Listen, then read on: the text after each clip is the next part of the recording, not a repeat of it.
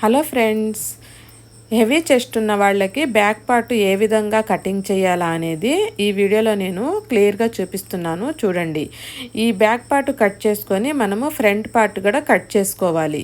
ఈ back part మనం నీట్గా కట్ చేసుకోవాలండి. హెవీ చెస్ట్ ఉన్న వాళ్ళకి మనం ఈ ఆమ్ హోల్ దగ్గర అంటే చంక భాగం దగ్గర 6 ఇంచులే పెట్టుకోవాలి. అందరు అనుకుంటారు హెవీ చెస్ట్ ఉన్న బ్లౌజ్ కదా ఎక్కువ పెట్టాలేమో అనుకుంటారు, కానీ ఎక్కువ పెట్టకూడదండి.